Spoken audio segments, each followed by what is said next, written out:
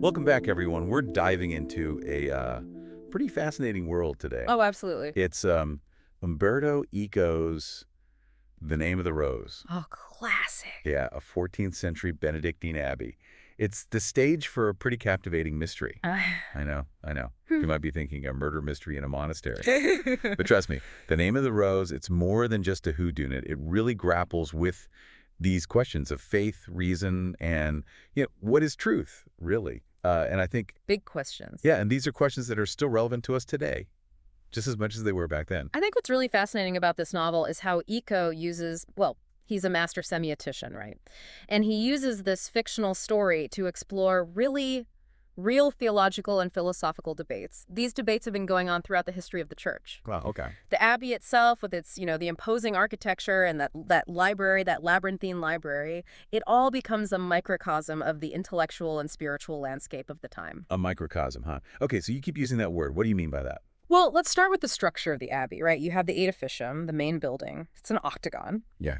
And that shape, that octagon, it's not just random. It has a deep theological significance, often associated with resurrection and renewal. So it represents the church itself, this strong bastion of faith in, well, a very uncertain world, right? Yeah.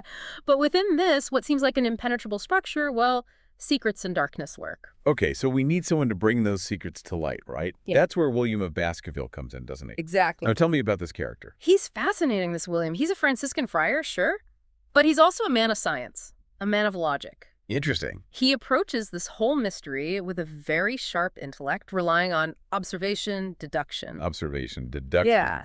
Even a little bit of early forensic science. It's like Sherlock Holmes in a robe, right? It's like Eco is setting up this contrast, right?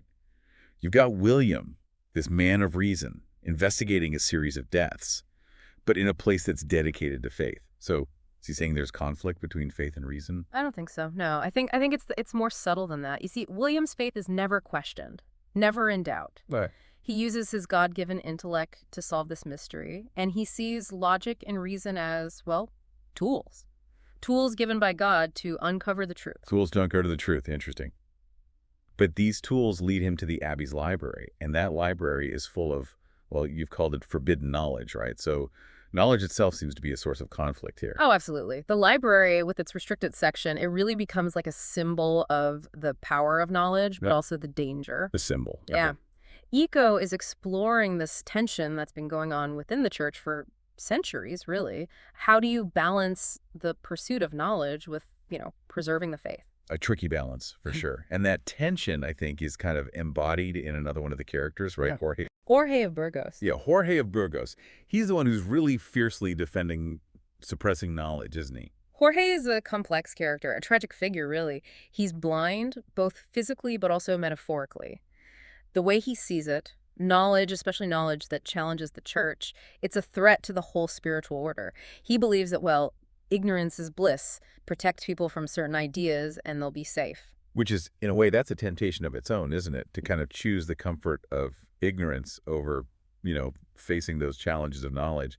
It feels like every single character in this story is wrestling with some kind of temptation. That's true. Even Adso, the young novice who is accompanying William, he's drawn to the intellectual world, to what William represents, but he's also struggling with his vows, struggling with the temptations of, earthly pleasures. It's like Eco is saying that this struggle between, faith and reason and knowledge and ignorance, spirit and flesh, that it's just part of what it means to be human. Exactly. It's a part of being human, whether you're a monk in a 14th century abbey or just a person living in the world today. So true. So where does it all begin? What kicks off all these events? Well, it starts with a death, of course. Classic murder mystery. Right. A young luminator, Adelmo, is found dead. Under suspicious circumstances. Of course. You gotta have those suspicious circumstances. But there's gotta be more to it than that, right? There always is. Especially with Eco, this death, it's just the very beginning. It's the tip of the iceberg. Exactly. As William investigates, he uncovers, there are strange occurrences, whispers of heresy, a whole web of intrigue that goes all the way to the top of the Abbey. So this isn't just a simple who did it. This is a mystery that could shake the whole foundation of this Abbey. Exactly. And that's what we'll be exploring in our deep dive today. We'll follow William as he investigates. We'll untangle the mystery. And we'll delve into these really deep questions that Eco asks about faith, about knowledge, about the power of ideas. Okay, I'm definitely intrigued.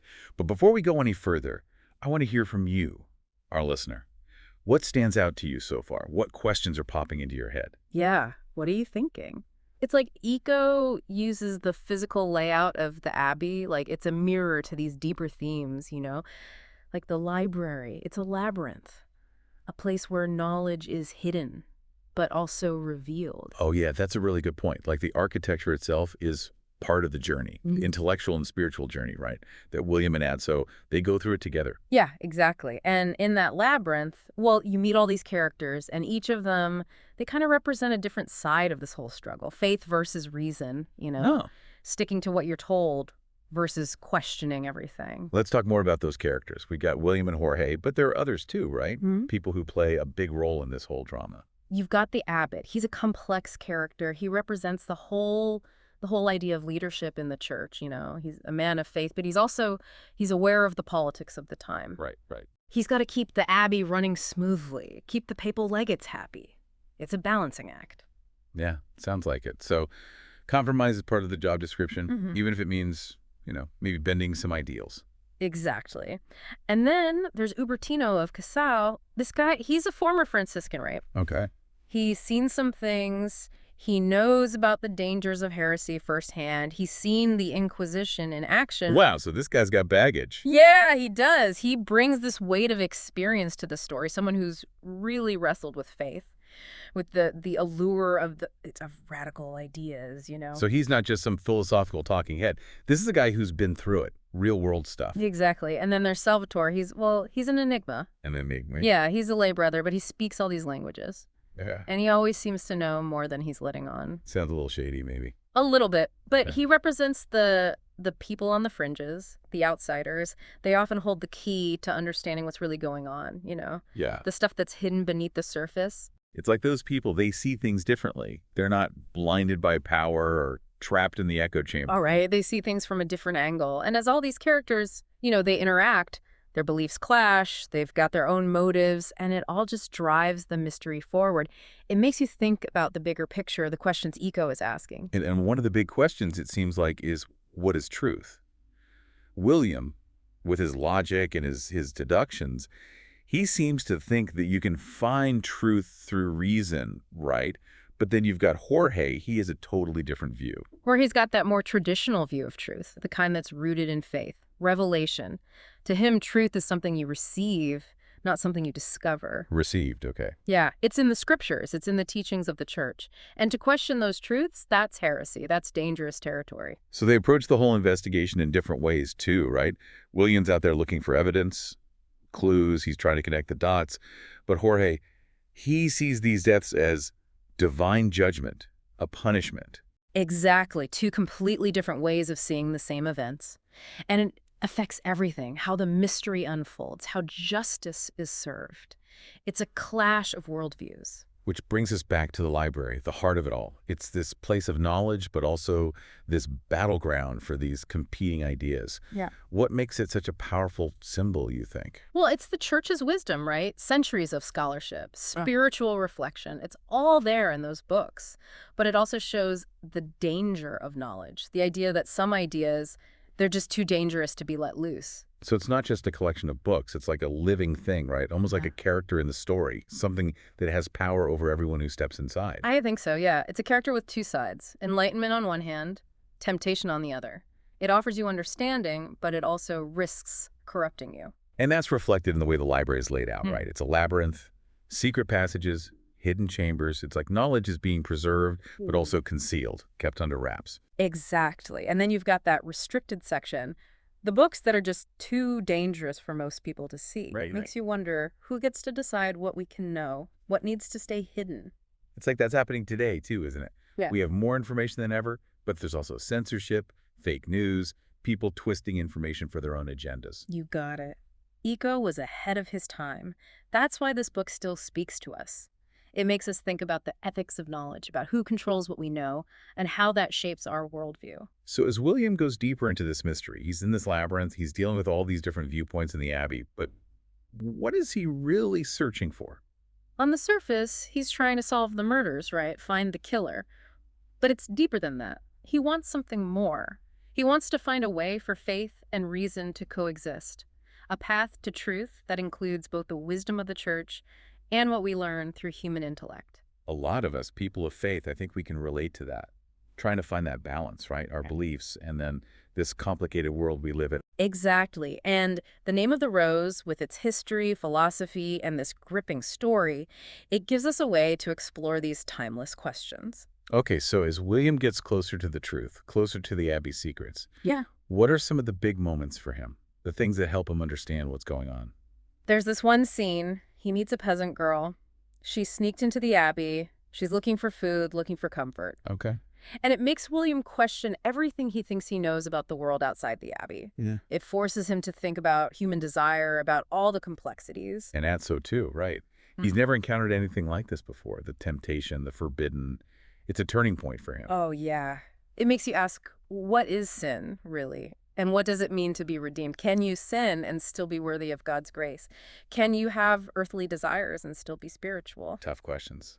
The church has been wrestling with them for centuries. And Eco doesn't give you easy answers. He just shows you these characters struggling with these questions, just like we do. Then there's that moment when William finds the secret passage, the one that leads to the restricted section of the library.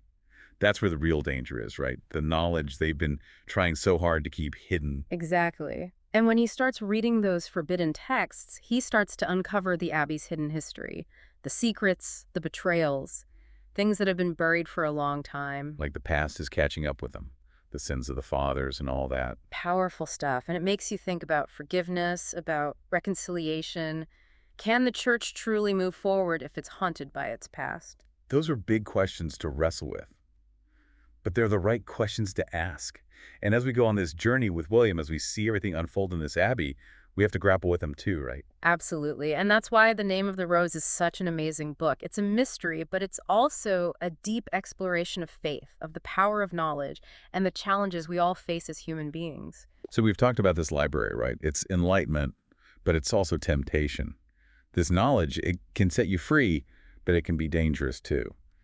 But what about the books themselves? I mean, are there any specific books in the library that, really stand out? Like books that connect to these big themes Eco is exploring? The most important book, the one that's at the heart of this whole thing, well, we never actually get to read the whole thing. Really? Yeah, it's hidden, tucked away, deemed too dangerous. And that's the book William's after, the one he thinks will explain the murders. Yeah, but it's more than just a clue in some murder mystery. This book, it challenges everything the Abbey believes. It shakes their whole belief system. So what's so dangerous about this book? Why can't anyone see it? Because it takes away the Abbey's control of knowledge. It offers another way of thinking, a way that they consider heretical. So this book represents the power of ideas, right? How ideas can completely overturn things. It shows how knowledge can be a threat to people in power, especially if their power depends on controlling what people know. Exactly. That's a theme you see over and over again in history, The church banning books, trying to suppress scientific discoveries that went against their teachings, silencing people who disagree with them. This need to control what people know, it's powerful. It comes from fear. Fear of the unknown, fear of what might happen if people start thinking for themselves. Eco is saying that trying to control what people know, it always backfires. The more you try to bury an idea, the more it takes root. Right. You try to hide something, it just becomes more tempting. And that's what happens in the book. The harder the Abbey tries to keep this book hidden, the more dangerous it becomes. It becomes a symbol of everything they're afraid of, everything they've been trying to suppress. And what happens when those ideas, when they can't be hidden anymore? Well, William of Baskerville, he puts it best. He says, a fire. The Abbey burns down, you see. And it becomes this powerful symbol of what happens when you try to control knowledge. Wow, that's a strong image. It's a reminder that searching for the truth can be dangerous, but it's also a reminder that the truth, even when it hurts, even when it changes everything, it's the only way to be truly free. You got it. And that's the message that stays with you after you read The Name of the Rose. It reminds you that searching for knowledge is part of being human, even if it takes you to places you never expected to go. This whole story, it's set so long ago, but it feels so relevant today. Faith and reason, knowledge and censorship, these things, they're still happening all around us. Absolutely. I think that's why The Name of the Rose is still so popular. It's more than just a story. It's about what it means to be human. So as we wrap up this deep dive, think about the mysteries we've uncovered, the things we've learned. What knowledge are you looking for in your life? What truths are important to you? How do you find that balance between your faith, your reason, and this messy, complicated world we live in? Remember what William of Baskerville said: "There is no book so bad that some good cannot come of it." Even if knowledge seems dangerous, even if it's forbidden, it can help you grow, help you understand, help you get closer to the truth. Thanks for joining us for this deep dive into the Name of the Rose. We hope this exploration inspires you to keep searching, keep asking questions, and to always seek the truth with an open mind and a brave heart.